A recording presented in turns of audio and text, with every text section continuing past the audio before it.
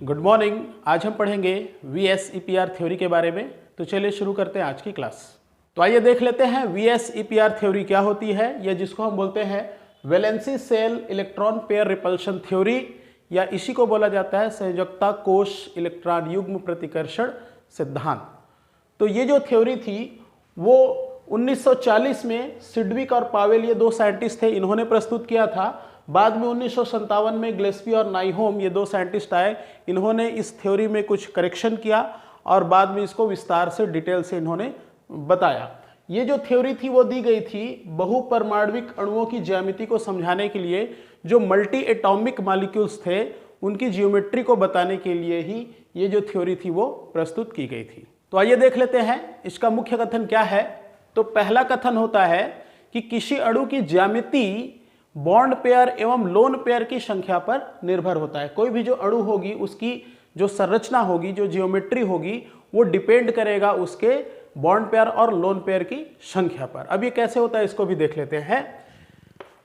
जैसे मान लीजिए कोई ऐसा मॉलिक्यूल है जिसमें दो बॉन्ड पेयर हैं, तो दो बॉन्ड पेयर यदि होंगे तो उसका जो स्ट्रक्चर है वो हो जाएगा लीनियर और बॉन्ड एंगल जो है वो हो जाएगा 180 डिग्री। उसी तरह से यदि तीन बॉन्ड पेयर होंगे तब उसका स्ट्रक्चर हो जाता है ट्राइगोनल और बॉन्ड हो जाएगा आपका 120 डिग्री। इसी तरह से यदि चार बॉन्ड पेयर हुए तब स्ट्रक्चर हो जाता है आपका टेट्राहेड्रल और बॉन्ड हो जाएगा आपका 109 डिग्री 28 मिनट। यदि 5 बॉन्ड पेयर हुए तब स्ट्रक्चर होगा ट्राइगोनल बाइपिरामिडल। तो जब स्ट्रक्चर ट्राइगोनल बाइपिरामिडल होगा उस कंडीशन में यहाँ पे दो बॉन्ड एंगल बनेंगे, एक 120 डिग्री का और दूसरा जो है वो 90 डिग्री का। यदि 6 बॉन्ड पेयर होते हैं तब स्ट्रक्चर हो जाता है आपका ऑक्टाहेड्रल और बॉन्ड जो होगा वो बनेगा, बॉन्ड एंगल जो बनेगा वो बनेगा 90 डिग्री का। तो इसी तरह से बॉन्ड पेयर के आधार पर ही उनमें उनका जो संरचना है और जो एंगल है वो बनते जाता है। तो इसका मतलब यही है कि जो कोई भी अणु है उसकी ज्यामिति किस पर डिपेंड करेगी, बॉन्ड पेयर और लोन पेयर की संख्या पर। उसमें जितने बॉन्ड पेयर होंगे या लोन पेयर होंगे उसके आधार पर उनकी संरचना और जो बॉन्ड एंगल है वो बनता जाता है। उसके हिसाब से वो एक निश्चित ज्यामिति को एक निश्चित बॉन्ड एंगल पर प्रेजेंट होंगे। चलिए नेक्स्ट पॉइंट देखते हैं। नेक्स्ट पॉइंट कहता है कि जो बॉन्ड पेयर और लोन पेयर हैं त्रिविम में अधिकतम दूरी पर होते हैं, या जो उनका विन्यास होता है, जो ओरिएंटेशन होता है वो इस तरीके का होता है कि वो एक दूसरे से अधिकतम दूरी पर रहें। अब ये कैसे होता है इसको भी देख लेते हैं। जैसे मान लीजिए हम ले लेते हैं एक एग्जाम्पल। जैसे मान लीजिए हमने ले लिया BeCl2। अब यदि इसकी हम संरचना बनाएं, मान लीजिए इसमें देखिए इसमें कितने बॉन्ड पेयर होंगे, दो बॉन्ड पेयर होंगे।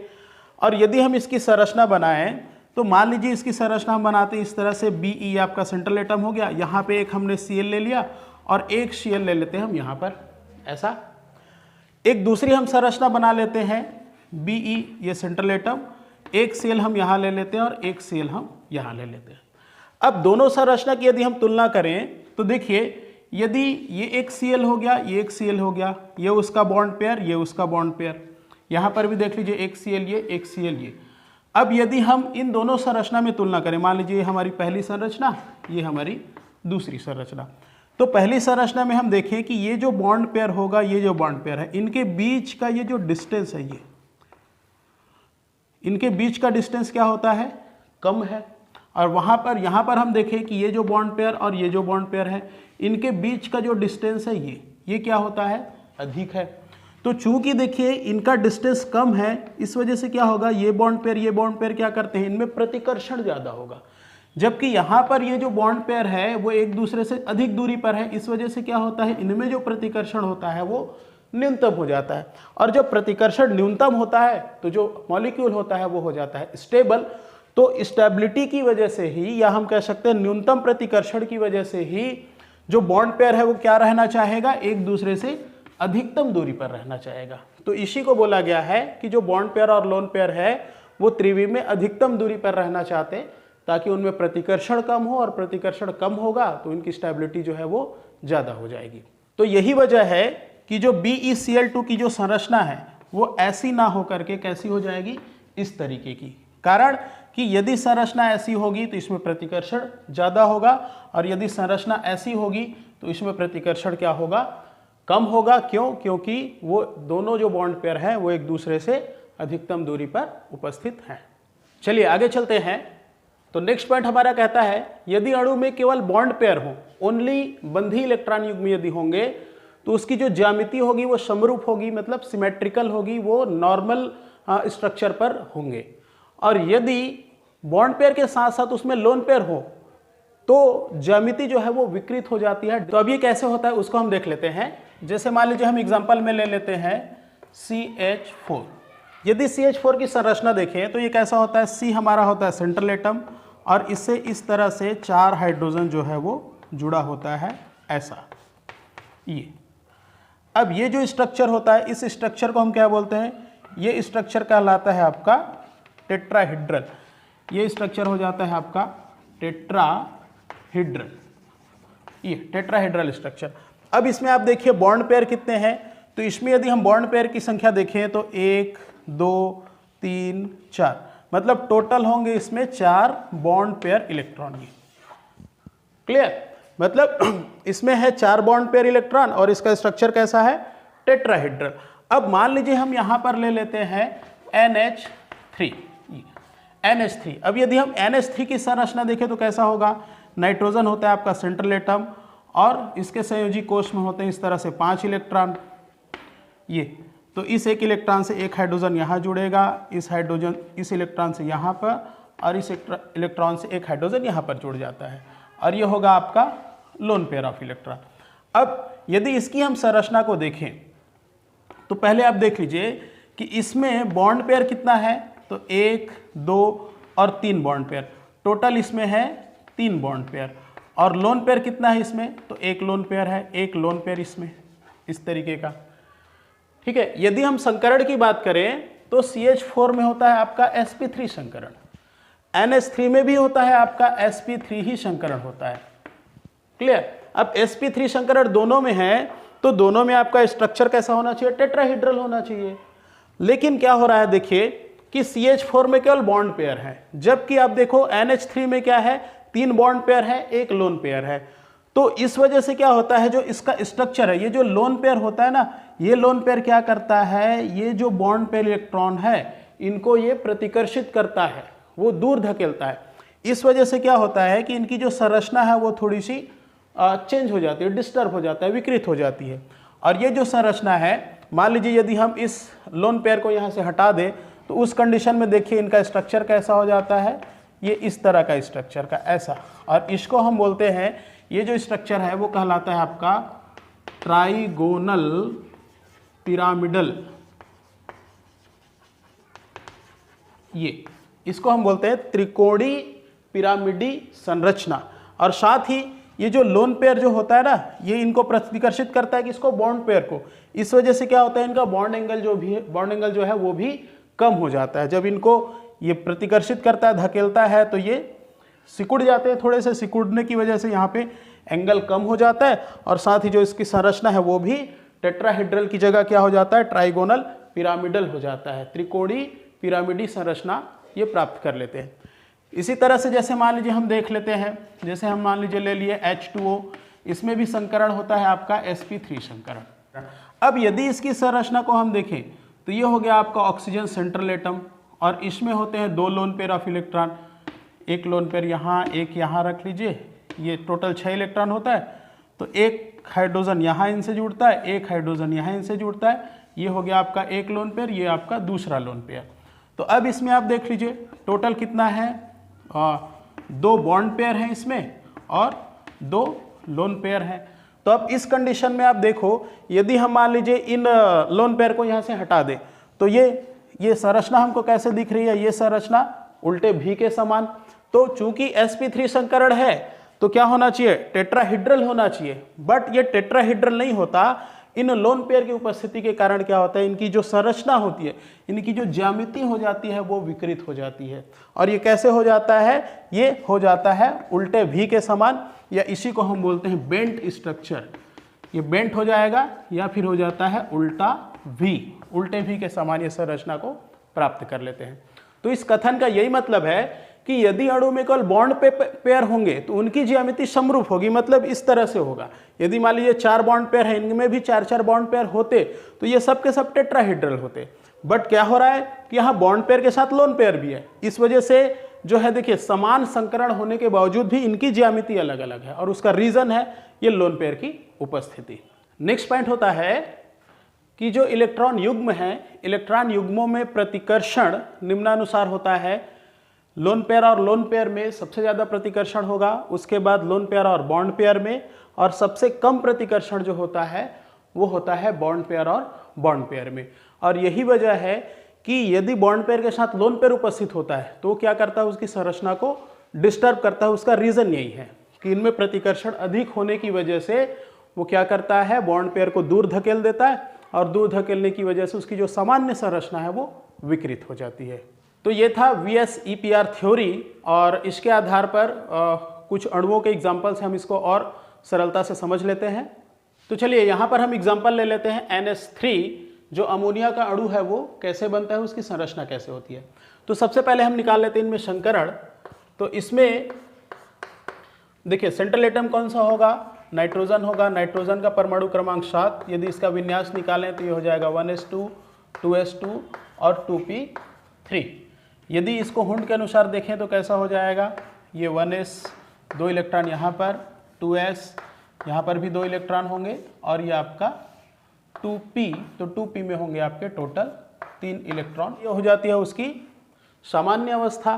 तो जब ये एक्साइटेड होगा तो क्या करता है, जो इलेक्ट्रॉन होता है एक ऑर्बिटल से दूसरे ऑर्बिटल में जंप करते। तो इलेक्ट्रॉन जो है जंप कब करता है, तो जंप तब करेगा जब उसी कोश में कोई ऑर्बिटल जो है वो रिक्त पड़ा हो तब। किसी दूसरे ऑर्बिटल में ये जंप नहीं करते, क्योंकि दूसरे ऑर्बिटल की जो एनर्जी होती है वो अलग होती है। अब यहाँ पे हम देखें तो ये जो 2s है या 2p है वो आगे 3s में जंप नहीं करेगा। क्यों? क्योंकि ये दूसरा कोश होता है, इसकी ऊर्जा अलग होती है। और बाकी यहाँ पर जो 2s और 2p है वो एक जो है पूरी तरह भरा हुआ है, दूसरा जो है आधा भरा हुआ है, मतलब इसमें कोई रिक्त कक्षक नहीं है, इसलिए इलेक्ट्रॉन की जंपिंग नहीं होगी। और जो इसका एक्साइटेड स्टेट होगा वो भी सेम का सेम यही होगा, मतलब इसकी जो ग्राउंड स्टेट है वो भी यही होगी, और इसका जो एक्साइटेड स्टेट है, एक्साइटेड स्टेट दोनों यही होगा, इसी के तरह होगा, ऐसा ही होगा। अब मान लीजिए यहाँ पे देखिए संकरण जब होगा तो क्या होगा, संकरण होता है संयोजी कोश में उपस्थित जो परमाणु कक्षक है उनमें। अब संयोजी कोश में कौन कौन उपस्थित है, 2s और 2p है, तो इन दोनों में संकरण होगा। तो संकरण जब होगा तब कैसा हो जाएगा, देखिए ये हो जाता है आपका 1s, इसमें 2 इलेक्ट्रॉन। अब ये s और p, मतलब इसमें का s कक्षक और यहाँ के तीनों p, तो इनमें क्या होगा, संकरण होगा। और संकरण होने के बाद क्या बना लेंगे, ये इस तरह से बना लेंगे, 4 नए कक्षक बना लेंगे, 1 2 3 और 4 ये नए कक्षक बना लेंगे। अब इन कक्षकों को क्या बोलते हैं, देखिए कौन कौन से कक्षक ने मिलकर बनाया, s कक्षक और 3p कक्षक। तो ये हो जाएंगे आपके sp3 कक्षक, ये भी हो जाएगा, ये भी आपका sp3, ये भी आपका sp3 और ये भी आपका sp3। अब यहाँ पे देखो ये जो कक्षक है पहले से भरा हुआ था, तो यहाँ पे 2 इलेक्ट्रॉन्स रहेंगे। ये जो कक्षक है सिंगल इलेक्ट्रॉन इसमें थे, तो यहाँ पे इस तरह से सिंगल इलेक्ट्रॉन रहेंगे। तो ये कौन सा हो जाएगा, ये हो जाएगा इसका हाइब्रिड स्टेट। अब यहाँ पे देखिए जो हाइब्रिड ऑर्बिटल्स बने हैं संकरण के बाद, जो नए कक्षक बने हैं उसमें देखिए 3 अयुग्मित इलेक्ट्रॉन उपस्थित है, और हमारे पास क्या है, 3 हाइड्रोजन है। तो अब क्या होगा कि इन हाइड्रोजन के साथ, इन अयुग्मित इलेक्ट्रॉन के साथ एक हाइड्रोजन, चलिए मैं इसको नीचे बना देता हूं, चलिए इसको हम नीचे यहां बना लेते हैं। तो ये मान लीजिए 4 हाइब्रिड ऑर्बिटल हमारे ऐसा, ये सिंगल इस तरीके से है। अब हमारे पास कितना है, 3 हाइड्रोजन है। तो क्या होगा, एक हाइड्रोजन यहाँ पर आकर के पेयरिंग कर लेगा, एक हाइड्रोजन यहाँ पर आके पेयरिंग करेगा, और दूसरा हाइड्रोजन जो है वो यहाँ पर आकर के इस तरह से पेयरिंग करेगा। तो यहाँ पर देखिए, अब यहाँ पे देखिए कि इन तीनों इलेक्ट्रॉनों ने क्या किया है, बॉन्ड बनाया है। बट ये जो है इसने बॉन्ड नहीं बनाया है, ये पहले से ऑलरेडी वहाँ पे इलेक्ट्रॉन पेयर के रूप में उपस्थित था। तो ये जहाँ जहाँ पे पेयरिंग हुई है तो ये हो जाएंगे, ये 1 2 3, ये तीनों हो जाएंगे आपके बॉन्ड पेयर, मतलब इसमें 3 हो जाएंगे आपके बॉन्ड पेयर। और ये जो इलेक्ट्रॉन है यहाँ पर तो पेयरिंग नहीं हुई है, तो ये एक जो हो जाएगा वो हो जाएगा आपका लोन पेयर, इस तरीके का। मतलब कि जो NH3 का जो अणु होता है उसमें संकरण कौन सा है भाई, sp3 संकरण है। एक S कक्षक और 3 P कक्षकों के बीच संकरण हुआ है और संकरण होकर के 4 नए कक्षक बना लिए हैं। लेकिन इन 4 नए कक्षकों में एक जो कक्षक था वो ऑलरेडी पहले से पेयर्ड है, बाकी के जो 3 कक्षक हैं जिनमें अयुग्मित इलेक्ट्रॉन था, उन अयुग्मित इलेक्ट्रॉनों के साथ 3 हाइड्रोजनों ने पेयरिंग करी और यहाँ पे क्या बना लिया, 3 बॉन्ड पेयर उन्होंने बना लिया या 3 बॉन्ड बना लिया। और एक जो है वो किसी के साथ कोई बॉन्डिंग नहीं किया है, तो जो बॉन्डिंग नहीं किया उसको हम क्या बोलते हैं, लोन पेयर बोलते हैं। तो अब यहाँ पे आप देख लीजिए कि sp3 संकरण है, 3 बॉन्ड पेयर है और एक लोन पेयर है यहाँ पे। अब इसके अनुसार यदि हम देखें तो जो यहाँ पे देखिए क्या क्या हो गया, sp3 संकरण है और 3 बॉन्ड पेयर है और एक लोन पेयर है इसमें। अब इसके हिसाब से यदि हम इसकी संरचना देखें तो कैसा हो जाएगा, ये हो गया आपका नाइट्रोजन। नाइट्रोजन के लास्ट में कितना इलेक्ट्रॉन रहता है भाई, 5 इलेक्ट्रॉन रहते हैं इस तरीके के, ठीक है। अब इन्होंने क्या किया है, 3 हाइड्रोजन के साथ पेयरिंग हुई है, तो एक हाइड्रोजन यहाँ पर आकर के बॉन्ड बना लिया, एक हाइड्रोजन जो है यहाँ पे आके बॉन्ड बनाया, एक हाइड्रोजन जो है इधर बॉन्ड बना लिया, और एक ये क्या है, तो ये है आपका लोन पेयर ऑफ इलेक्ट्रॉन, इस तरीके का।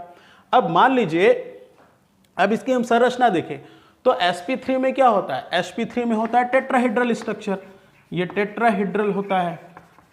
लेकिन अब यहाँ पे आप ध्यान दो, चूंकि यहाँ पे देखिए एक लोन पेयर इलेक्ट्रॉन है, यहाँ पे ऐसा लोन पेयर यहाँ बना दिए, एक लोन पेयर इलेक्ट्रॉन ऐसा है, और लोन पेयर जो है वो तो संरचना में शामिल होगा नहीं, तो इसको यदि हम मान लीजिए यहाँ छोड़ देते हैं तो अब हमारा स्ट्रक्चर क्या हो गया, देख लीजिए ये ऐसा। अब इस स्ट्रक्चर को आप देखें तो ये कैसा हो रहा है, आपका त्रिकोण है और साथ ही कैसा है, पिरामिड के जैसा दिख रहा है।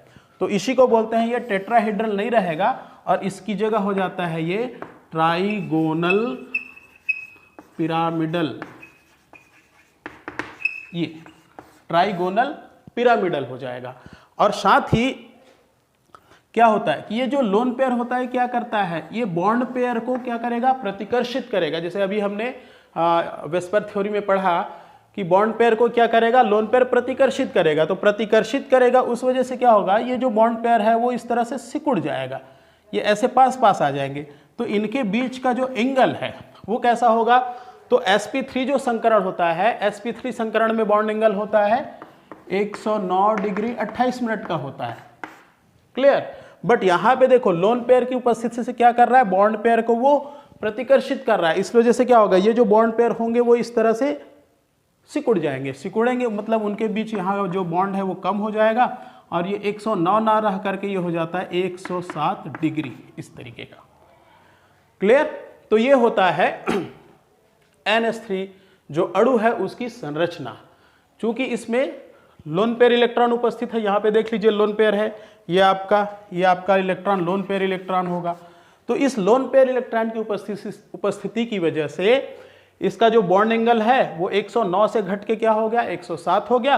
साथ ही इसका जो स्ट्रक्चर टेट्राहेड्रल था वो कैसा हो गया, ट्राइगोनल पिरामिडल हो गया, मतलब त्रिकोणी पिरामिडी संरचना में ये बदल गया। तो ये होता है आपका वेस्पर थ्योरी। आइए एक एग्जांपल और ले लेते हैं हम। जैसे हमने ले लिया मान लीजिए H2O, जल का अणु, ठीक है। कभी कभी एग्जाम में पूछता है कि वेस्पर थ्योरी के आधार पर जल के अणु का बनना समझाइए, या फिर पूछता है कि वेस्पर थ्योरी के आधार पर अमोनिया के अणु का बनना समझाइए। तो ये कैसे बनेगा इसको हम देखते हैं। ये हो गया H2O, पानी का अणु। अब इसमें सेंट्रल एटम कौन सा हो जाएगा, तो सेंट्रल एटम हो जाएगा हमारा ऑक्सीजन। यदि ऑक्सीजन का विन्यास देखें तो कैसा होगा, टोटल 8 इलेक्ट्रॉन होंगे, 1s2 2s2 और ये हो जाता है 2p4 और इसके बाद आता है आपका 3s0। यदि हुंड के अनुसार देखें तो कैसा हो जाएगा, ये S है 1 डिब्बा, ये भी S है 1 डिब्बा, P है, P में टोटल बनेंगे 3 डिब्बे। इसमें है 2 इलेक्ट्रॉन, ये भर दिया हमने, इसमें भी 2 इलेक्ट्रॉन, ये भी आ गया, इसमें 4 इलेक्ट्रॉन, 1 2 3 और ये हो गया आपका 4 इलेक्ट्रॉन, ठीक है। तो ये हो जाएगी कौन सी अवस्था है इसकी, ग्राउंड स्टेट या सामान्य अवस्था। अब जब इसको एनर्जी मिलेगी तो क्या होगा, इसके इलेक्ट्रॉन्स जो है वो एक्साइटेड होंगे और एक्साइटेड होकर के क्या करते हैं, जंप करेंगे। तो जंप कहाँ करते हैं, उसी कोश के रिक्त ऑर्बिटल में। बट यहाँ पे देखो ये कौन सा कोश है, दूसरा कोश, ये भी दूसरा कोश। अब दूसरे कोश में कोई रिक्त ऑर्बिटल तो है नहीं, मतलब यहाँ पे जंपिंग होगी नहीं। तो क्या होगा कि जो इसका एक्साइटेड स्टेट है यही होगा, मतलब इसका ग्राउंड स्टेट और एक्साइटेड स्टेट दोनों एक जैसा ही होगा, दोनों यही होगा मानिए, है ना। अब उसके बाद देखिए कि ये जो 2s है और 2p दोनों में क्या होगा, हाइब्रिडाइजेशन की क्रिया होगी। और ये चारों जो कक्षक हैं, एक s और 3p, ये चारों कक्षक मिलकर के क्या बना लेंगे, 4 नए कक्षक बना लेंगे। अब ये कैसे होगा, देखिए ये आपका 1s हो गया और ये जो चारों कक्षक हैं, ये चारों कक्षक मिलकर के इस तरह से 4 नए कक्षक बना लेंगे। अब ये 1s में तो 2 इलेक्ट्रॉन पहले से था, इसको भर दिए। अब ये 4 नए कक्षक बन गए। ये कौन से कक्षक होंगे, देखो कौन कौन से कक्षक थे, s कक्षक और 3p, मतलब यहाँ पे क्या हो जाएगा sp3, ये भी आपका sp3, ये भी आपका sp3 और ये भी आपका sp3। अब यहाँ पे देखिए कितने इलेक्ट्रॉन है, तो पहले में 2 इलेक्ट्रॉन है, ये हमने भर दिया। और इधर कितने हैं, यहाँ पर भी 2 इलेक्ट्रॉन और यहाँ पे क्या है, एक एक इलेक्ट्रॉन। तो ये जो अवस्था होती है इसको हम क्या बोलते हैं, हाइब्रिड स्टेट। ये हाइब्रिड स्टेट। अब इस हाइब्रिड स्टेट में देखिए क्या हुआ कि s और p ने मिलकर के 4 नए कक्षक बना लिए, जिसको हमने क्या बोला, sp3 कक्षक। और इन कक्षकों में यदि देखें तो 2 कक्षक में पेयर्ड इलेक्ट्रॉन है और 2 कक्षक में अनपेयर इलेक्ट्रॉन है, 2 अयुग्मित इलेक्ट्रॉन जो है वो उपस्थित है। अब हमारे पास यहाँ पे देखो 2 हाइड्रोजन है, तो ये 2 हाइड्रोजन क्या करेगा, ये 2 अयुग्मित इलेक्ट्रॉनों के साथ पेयरिंग कर लेगा। अब ये कैसे होता है देख लेते हैं। जैसे मान लीजिए ये हमारे पास इस तरह से 4 कक्षक है, टोटल कितने इलेक्ट्रॉन है, 6 हमारे पास, 1 2 3 4 5 और 6। तो 2 पेयर्ड है और 2 अनपेयर है। तो जो ये अनपेयर है उन्हीं से ये 2 हाइड्रोजन जो है, एक हाइड्रोजन आकर के यहाँ बॉन्डिंग करेगा, एक हाइड्रोजन जो है यहाँ आकर के पेयरिंग कर लेगा, बॉन्ड बनाएगा। एक हाइड्रोजन यहाँ आ गया, एक हाइड्रोजन यहाँ आ गया। अब यहाँ पर आप देख लीजिए कि टोटल कितने नए कक्षक बने थे, 4 नए कक्षक बने थे, ठीक है। ये हाइब्रिड स्टेट 4 नए कक्षक बने थे। अब इन 4 नए कक्षक में 2 कक्षकों में जो है वो बॉन्डिंग हुई है, इलेक्ट्रॉनों की पेयरिंग हुई है। मतलब यहाँ पे ये दोनों क्या हो जाएंगे, बॉन्ड पेयर, और ये दोनों क्या हो जाएंगे, लोन पेयर, क्योंकि इन्होंने तो कोई बॉन्ड नहीं बनाया है। मतलब यहाँ पे आप देख लीजिए, यहाँ पे 2 बॉन्ड पेयर हो गए और 2 लोन पेयर हो गए। अब इनकी यदि हम संरचना देखें यहाँ पर, जैसे ये हो गया आपका H2O, ठीक है। संकरण कौन सा है इसमें भाई, संकरण है इसमें sp3 और 2 बॉन्ड पेयर है और 2 इसमें लोन पेयर है, इस तरीके का। अब यदि हम इसकी संरचना को देखें तो क्या हो जाएगा, ऑक्सीजन आपका सेंट्रल एटम, ये ऑक्सीजन हो गया। ऑक्सीजन में ये इस तरह से संयोजी कोश में 6 इलेक्ट्रॉन होता है। यहाँ पर देखिए 6 इलेक्ट्रॉन है ना भाई, ये 6 इलेक्ट्रॉन था, तो ये 6 इलेक्ट्रॉन है। तो अब इस एक इलेक्ट्रॉन के साथ एक हाइड्रोजन ने पेयरिंग कर लिया, इस एक इलेक्ट्रॉन के साथ इस हाइड्रोजन ने पेयरिंग कर लिया, और ये दोनों क्या है, ये एक लोन पेयर है, ये एक लोन पेयर है, इस तरीके का। तो 2 लोन पेयर और 2 बॉन्ड पेयर। अब मान लीजिए हम देखें तो इनकी संरचना को देखें तो आप ये लोन पेयर को छोड़ दो, तो अब ये जो संरचना है वो कैसे हो गई, ये संरचना, तो ये हो जाता है उल्टे वी के समान, या इसी को हम बोलते हैं बेंट संरचना। तो यहाँ पर भी देख लीजिए sp3 है, मतलब स्ट्रक्चर होना चाहिए था टेट्राहेड्रल। स्ट्रक्चर क्या होना था, इसका स्ट्रक्चर होना था टेट्राहेड्रल, टेट्राहेड्रल, और बॉन्ड एंगल होना था 109 डिग्री 28 मिनट। लेकिन स्ट्रक्चर क्या हो गया, स्ट्रक्चर हो गया बेंट, या इसी को बोलते हैं उल्टा वी। ये उल्टा वी के समान स्ट्रक्चर हो गया। और साथ ही क्या करेगा, ये जो लोन पेयर है क्या करेगा, इन दोनों को प्रतिकर्षित करेगा, दोनों जो बॉन्ड पेयर है उसको क्या करेगा, दबाएगा, मतलब ये जो है सिकुड़ जाएगा। और सिकुड़ने की वजह से क्या होता है, इनके बीच का जो बॉन्ड एंगल है 109 डिग्री ना होकर के ये हो जाता है 104 डिग्री 28 मिनट। ये क्लियर। तो देखिए इसका स्ट्रक्चर होना था टेट्राहेड्रल, क्यों, क्योंकि जो sp3 संकरण जिनमें होता है वो टेट्राहेड्रल स्ट्रक्चर वाले होते हैं। बट यहाँ पे बॉन्ड पेयर के साथ साथ लोन पेयर है, तो लोन पेयर की वजह से क्या होता है, लोन पेयर की वजह से जो इसका स्ट्रक्चर टेट्राहेड्रल था वो कैसा हो गया, बेंट हो गया, या उल्टे वी के समान हो गया। और एंगल जो है 109 डिग्री 28 मिनट था, वो घट कर कितना हो गया, 104 डिग्री 28 मिनट हो गया। तो ये होता है आपका वेस्पर थ्योरी। और एक बार फिर से मैं वही कहूँगा कि वेस्पर थ्योरी का सबसे मेन पॉइंट यही है कि यदि उसमें बॉन्ड पेयर होंगे तो उसकी जो संरचना होगी वो नॉर्मल होगी, समरूप होगी, सिमेट्रिकल जियोमेट्री वाले होंगे। लेकिन यदि बॉन्ड पेयर के साथ लोन पेयर है, मतलब उसकी जियोमेट्री डिस्टर्ब हो जाएगी, उसका बॉन्ड एंगल जो है वो डिस्टर्ब हो जाएगा। तो ये था वेस्पर थ्योरी, और इस सिद्धांत में कुछ कमियां भी हैं। तो चलिए वो कौन सी है आगे हम देख लेते हैं। कुछ ऐसे भी अणु होते हैं जिनकी ज्यामिति को जो वेस्पर थ्योरी है वो नहीं समझा पाता है। तो ये होती है वेस्पर थ्योरी की कमियां। अब ये कौन सी होती है उसको देख लेते हैं। पहला होता है कि ये जो सिद्धांत होता है वो डीलोकेलाइज्ड पाई इलेक्ट्रॉन वाले जो अणु हैं उनके आकार की व्याख्या नहीं करता, उनके आकार को ये नहीं समझा पाता है। अब यहाँ पे देखिए एक नया वर्ड आया है, डीलोकेलाइज्ड पाई इलेक्ट्रॉन।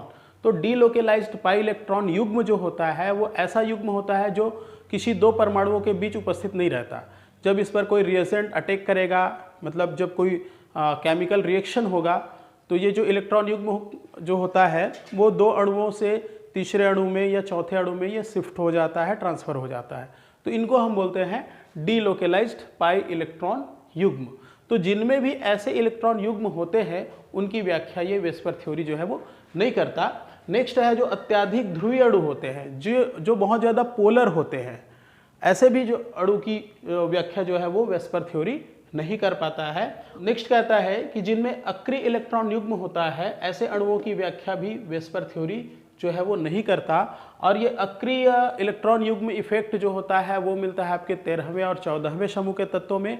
जब हम वर्ग में ऊपर से नीचे जाते हैं तो कुछ ऐसे भी तत्व होते हैं जिनके इलेक्ट्रॉन युग्म जो है वो रासायनिक बंध के प्रति निष्क्रियता दर्शाते हैं, उनको ही हम बोलते हैं इलेक्ट्रॉन अक्रिय इलेक्ट्रॉन युग्म या इनर्ट पेयर ऑफ इलेक्ट्रॉन। तो ऐसे अणु जिनमें होते हैं उनकी व्याख्या भी वेस्पर थ्योरी नहीं कर पाता है। और नेक्स्ट कहता है कि जो जटिल संरचना वाले संक्रमण धातु यौगिक हैं उनकी भी व्याख्या, उनके आकार की व्याख्या जो है वेस्पर थ्योरी नहीं कर पाता है।